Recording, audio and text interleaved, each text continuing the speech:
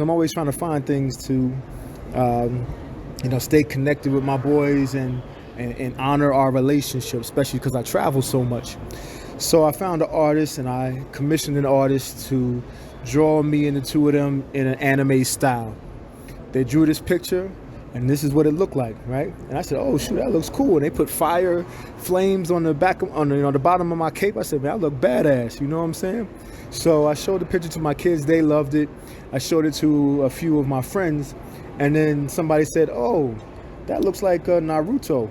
I said, "What's a Naruto?" And they said, "Well, that's a popular anime." So I look up Naruto and I say, "Oh man, this guy just copied Naruto and just threw our faces and some of the likenesses that I asked him to throw on it." So I'm thinking to myself, hey, if I'm gonna do something with this, I'm gonna have to change a lot of this stuff. I'm gonna have to, if not start over, I'm gonna have to remix this a lot better because this is looking too similar.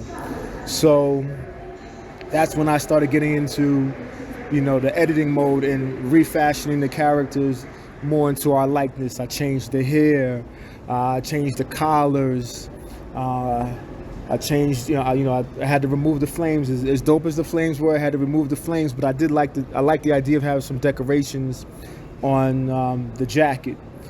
So I just went through a whole lot of different iterations of changing the characters and their outfits and designing clothing, if you will. That's basically what I was doing.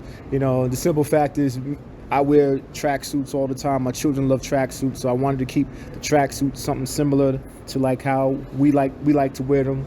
I changed the jacket into something more like a sheepskin, the shearling sheepskin. I grew up in New York in the '80s, so having that, that big puffy collar was something that we used to have either on the sheepskin or on the bombers. So I wanted to have a little bomber type look on the jacket.